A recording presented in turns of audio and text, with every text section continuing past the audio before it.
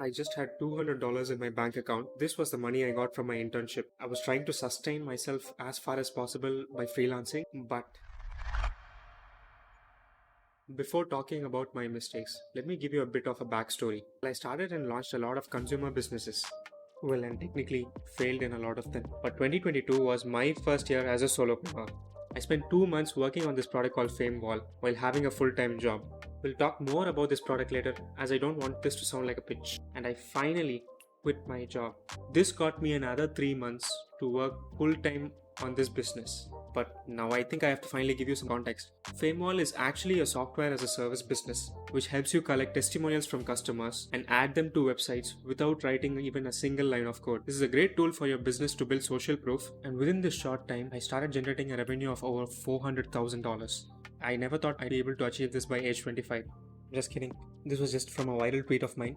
I never really made it to there. But FameWall actually started becoming profitable for me, and it's currently ticking close to around $300 in monthly recurring revenue. And just like most excited entrepreneurs after quitting their job, I thought I had a lot more time.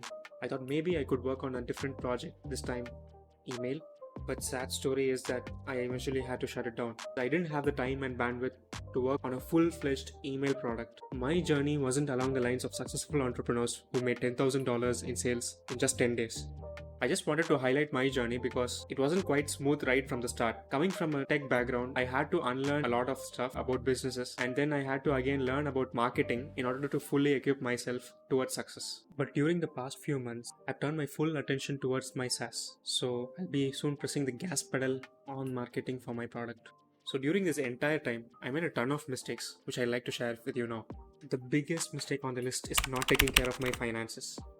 I made most of my business purchases with my credit card, and I maxed out the credit limit. I didn't go beyond the limit, but I just maxed it out. Personal finances were laughing at me. Not only was this causing a lot of pressure, so the bigger problem here was there were something like the additional charges being levied on my credit card, and I never knew about it until then. So one day I just opened my bank statement, found that there were some hidden charges on my statement. I was confused as to what these were. Only then after contacting the bank did I find out that these were conversion charges, as it was local currencies being converted to United States dollars. But luckily I bought a corporate credit card after that, and these issues were sorted out. One major advantage with the corporate credit card is that the credit limit is low for new businesses. So this helped me keep my expenses in track, and this made sure that I didn't make any unnecessary spendings.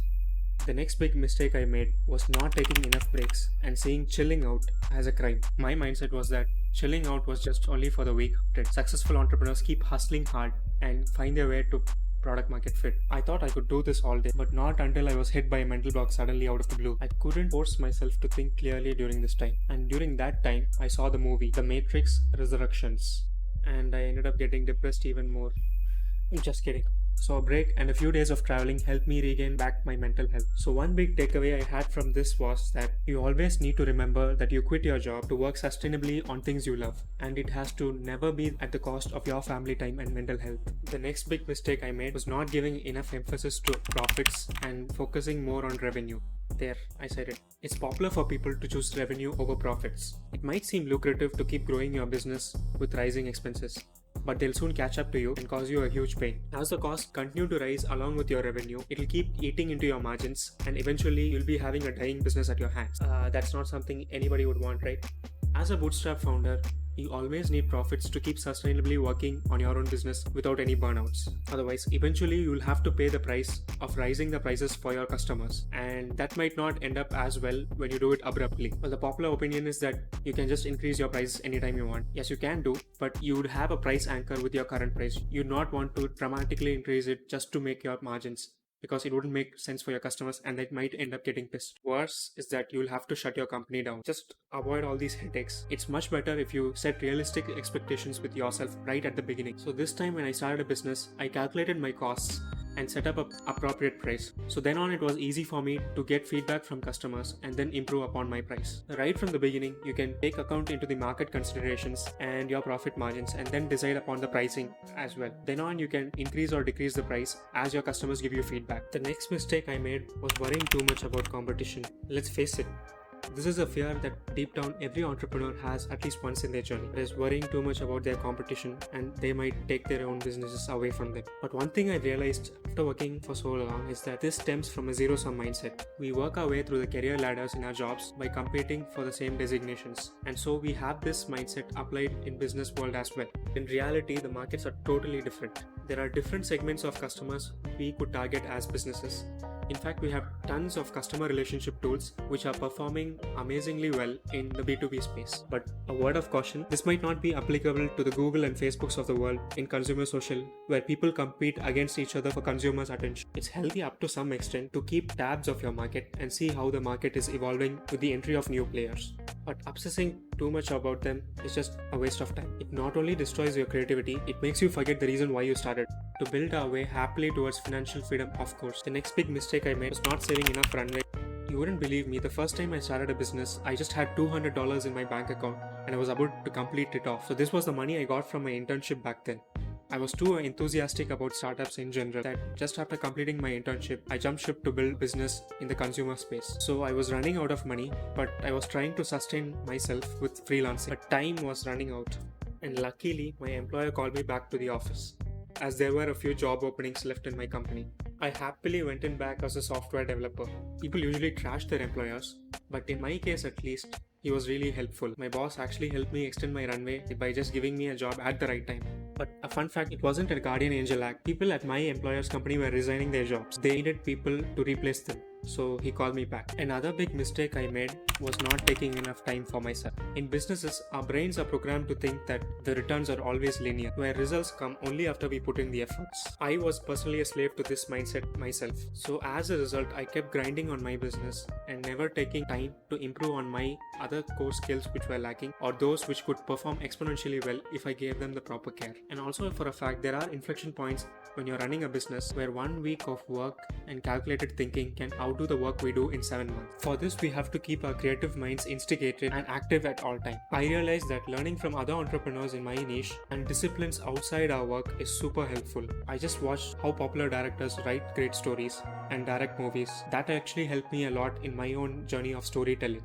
Also, learning off topics like human psychology and science fiction can bring in a lot of creativity which you can apply at your own business. The next mistake I made, getting fascinated by shiny objects before doubling down on one thing.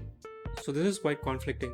You naturally want to look up at what's coming up and what's trending as an entrepreneur. But in my case, I was just hopping onto every new shiny idea I got and trying to launch a small profitable business out of it. But there's a disclaimer to this. If it makes sense for your business, then it's definitely advisable to integrate it into your product. So in my case, I knew that there were a few problems I personally faced. So I overestimated that a lot of other people would be having the same problem. But in fact, it turned out to be totally false. Now one heuristic I use is that I always try to see if I'd be able to work on an idea for at least 1 to 2 years. If that's something that's in my mind, then I would definitely execute upon it. My next mistake was assuming that customers have the same perspectives and opinions as my own. To quote an instance, I thought email marketing was dead and that people hardly respond to emails and they always mark everything in their email inbox as spam. Boy, was I so wrong. While it's definitely true that people don't like spam email landing in their inbox, customers are more often than not really happy if you could nurture them emails about your product and your business offerings. And it's better if you leave it in their control. They can either choose to opt into your emails or just opt out by clicking on the unsubscribe on your emails. So I learned this the hard way after a few months building my own businesses. In good course of time, I just integrated email automation sequences into my product. So it triggers whenever any customer signs up on my product. The best part is that these emails broke the ice and helped me engage in conversations with my customers. So I got a ton of feedback just via emails. Some people may prefer to digest facts in one way, while the others might not. So it's your duty as an entrepreneur to see if customers would like something and then work upon giving it to them. So the minor mistake I made was being carried away by building an audience. Successful entrepreneurs usually ask you to build an audience. While that's true to some extent, it definitely works in a lot of cases, but a lot of people mean it in a vague and overused fashion. If you're starting from scratch and trying out different social platforms, not everybody is going to listen to you, no matter even if the quality of your content is extraordinary. In fact, this is actually a longer game if you're trying to build an audience. You'd have to engage with people on social media and build up your reputation before you can produce a content of your own. And once you have a small group of people listening to you, Then you can start writing content and build an audience. Anybody can write articles on social media platforms putting out generic advice, but writing content on your niche and that which you feel to be enjoyable is all that matters. In the end, you want 100 people who are intent to listen to you rather than having 100,000 followers on any social platform. It took me almost 6 months to figure this out as I went scratching my head over why a few things were not working. Another mistake I made was feeling too shy to promote my product. This was a rookie mistake. So I refrained from sharing stuff about my product. In fact, I thought people would judge me for that. But let's face it, if you're not talking about your business, nobody else is going to. Positive things that happen as you share your product overweighs the downsides of you sharing your product. I got a lot of new customers this way from different platforms after I promoted my product in relevant replies. One such platform was Reddit. Reddit is quite sensitive to promotion and spamming, but if done right, it will bring in a lot of traffic to your website. Even after making all these mistakes, I think there's one thing I would not want to do, that is trying to change or reverse them. Because I got to a point where I'm understanding more about myself and my flaws only after committing these mistakes. Some of them could have been avoided, but I'm not sure if I would have taken the lessons this way. And it's impossible to not make any mistakes when you're trying new things and taking new risks. The only important thing is that you need to focus on not making the mistakes you've already made in the past. Let me know in the comments which mistake you've made as an entrepreneur. I'll be happy to learn from you and reply in the comments. Quick shout out to all the kind people who replied in my previous videos. Leave a like if you found this video useful and subscribe to my channel if you'd like to see more such content on online businesses and my insights as a solopreneur.